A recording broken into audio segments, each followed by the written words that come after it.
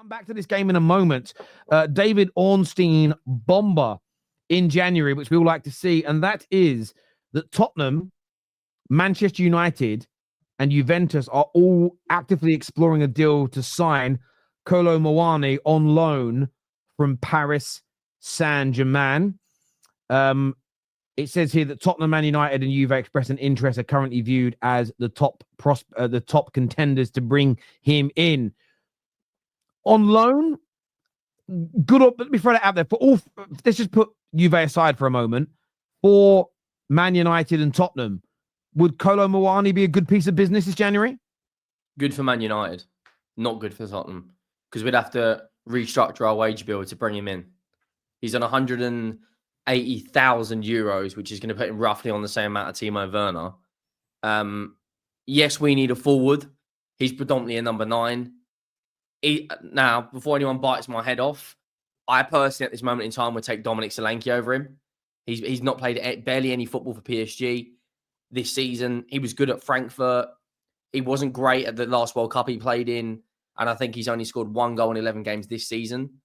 I would much rather Tottenham go out there and get a wide player who can actually beat their man rather than relying on Brennan Johnson and Timo Werner.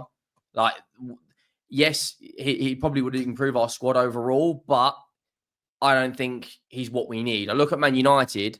I think you need a little more consistency up front than I would say than what Xerxes and Højlund are giving you. Is Kolo Muani that guy? Probably not. I think if he's going to go anywhere, it is going to be Juve. There's links with Dusan Vlahovic leaving. Could he be the replacement? Did Juventus already know that he may be on the way out? But for Tottenham, I'm not going to lie. I think we need a centre back. Should be the priority. We've got no Romero or Van der Ven to the end of this month, and we've got to play Liverpool, Everton away, and Arsenal in that run, and then Man United and City come February. So just from looking at this selfishly, from Tottenham's perspective, I don't really want the guy. He's going to come in and be our second highest paid player, and I don't really think he's better than our current number 9. So that's just kind of where I sit. I'd always be cautious of the elite clubs wanting to, or rather being happy with their players going out on loan, to be honest. As you understand it, it's been a bit of an issue, like in the dressing room, I believe, at PSG. I don't know how. I do think that United do need to upgrade up front, but I don't know what the appeal of a short-term loan would be personally. It's only going to be 6 months as well. Yeah, it's going to be the end of the season. Like you're going to bring in a guy that has scored 1 goal in Ligue 1 playing for the biggest team. Is that right? Just 1 goal, yeah. He's all he's got apparently. One or two league goals, whatever it is. He's not in great form. You're bringing in a guy that Dominic Solanke or Højlund must be thinking, well, hang on, what's going on here? The likelihood is Tottenham will get dunked out of the League Cup by Liverpool, so we'll only be in the FA Cup, the Europa League, and let's be honest, the Premier League is completely shot to pieces for us. We're closer to the relegation zone than we are the Premier League, but is he better than Rasmus Højlund? This is a guy that was supposed to go into PSG and be one of their replacements for the Mbappes and the Neymars of the world that leave, and now they're talking about loaning him out for 6 months. Like, yeah. If I was a United fan, I'd look at that and feel like we can do better here. I feel like we can do better here than Kolo Muani. No disrespect to him, but again, my first port of call is what's the motivation for PSG allowing him to go out on loan? Because they're not going to let Barcola, for example, they're really exciting wide player. They're not going to let him go out on loan, are they? They're going to want to keep him. Well, they paid for the equivalent of one of the trophies yesterday. I don't know how you pronounce it because he's obviously French. Dave was probably better than me at it. But they started Ousmane Dembele up front. Or Kunle. Yeah. You weren't on the last show. You won't get that French reference, but there we go. They started Ousmane Dembele up front, who's predominantly a right winger, over him. So that kind of tells you everything you need to know. At this moment in time, is he a guaranteed improvement on Rasmus Højlund and what's it called, Xerxes? I don't think so. The number 1 guy you guys should be going for is lining up that summer transfer move for Gyökeres. And if you want a short-term striker, the guy you should be really going for is Victor Osimhen. Everyone really should be looking at Victor Osimhen if you're going to look for a striker. I think you make a great point there, Igal. And I want to say, because it's hard to be objective online without trolls jumping in, But I agree with everything you said, Nobbins, by and large. Where I would play devil's advocate with that is two things. One, PSG didn't want Ugarte, and I'm really happy we got him. I think he's starting to look like the player. I think he's starting to look for Man United like the player that we saw at Sporting as an example. So you can sometimes, Mo Salah, when he went to Liverpool, it was almost like, well, why, if he was any good for the Prem, why would Chelsea let him go? So there's a little bit of that there, although I by and large agree with what you're saying.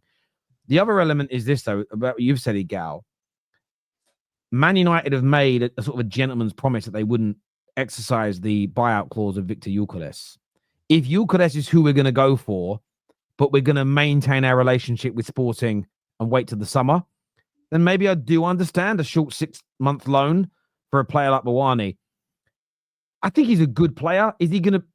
He may come in and it just not work. It may be like a Raheem Sterling deal where he barely plays, looks worse than what we've already got.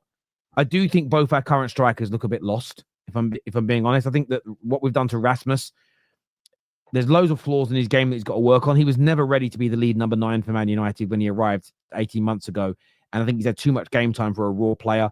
A lot of us have said that about Garnacho over the last 2 or 3 years. I think too much game time too early. Probably needed to be nurtured that little bit more. So maybe looking at a 26-year-old who is experienced, played at every level, maybe there's something in that. So I wouldn't sign this off myself. I'm not sitting there going, wow, we're going to get Muani. I'm not blown away by it. But I do think there's some logic in behind their thinking as an example, because a big issue for us is goals at the moment. But he's not a prolific goal scorer, though. So I do get the pushback against it. There are other players that I would look at. I like Victor Osimhen. I'd prefer Victor Gyökeres, though. And if you sign one now, you're not getting the other in the summer. And I've always stated this, and I'm not going to yield on it. I think you should always, if you have to wait 6 months for your number one target, I've always felt you should do it. So we'll wait and see. But yeah, I'm not blown away by this link. When I saw Man United's name in PSG, I was hoping it was something to do with Nuno Mendes, who we're linked to. And that's a different scenario. PSG want to renew his contract, and they just got him. He's got 18 months left on his deal. PSG want to renew him, and he's saying no. And United are interested. That would excite me a lot more. A player that PSG are desperate to keep. That would be amazing for United, by the way. He's one of the best left backs. That would be unreal. Yeah, so really. I don't know much about him. He's that good, Nobbins. Yeah. Not only is he that level already, he's also incredibly young in terms of his offensive prowess. He just is that guy. So as a left wing back, I feel like that would be like tailor made for him. To be honest, yeah, I think that would be amazing. Not only left wing back, he can play left back pretty well too. So if you ever go back to a back four, he's suited to both. Mm. Oh, Terry, the way I used to talk about Gvardiol before he made the move to City, I'd say he's not quite at that level, but he's not far off it. So you'd be signing someone who has potential to be an elite player, like a genuinely elite player. If he doesn't end up at Man United and Bayern Munich end up keeping Alphonso Davies, I wouldn't be surprised if Real Madrid go for Mendes. That's the level I put him at. Yeah. You look at his stats, it's greens everywhere. Like there's very few holes in his game. So if you get Nuno Mendes, that's a Staffy here says, look at his hamstring injury in 2023. Everyone gets hamstring injuries, mate. We've had 8 hamstrings in the last 8 months. Yeah, and look where you are now. I've had 8 hamstrings. Henry, that didn't fill me with any. I mean, looking at it now, he had a hamstring injury. Yeah, he was out for. Wow. My point was not as if to say, look how shit. Well, I don't think ours is predominantly down to injury. Yeah, so I just want to say about this. So he had an hamstring injury from the end of the season. So May 2023, was out for 286 days till February 2024. What I would say, about that is he has had some muscular injuries in he's only 22 in his younger days. The positive news is there doesn't seem to have been anything since. There's not been a single injury now in 12 months, which is actually the longest period of time. This is according to Transfermarkt. This is the longest period of time without an injury in his entire career. So there's a positive in that. But I've said it before. I don't know.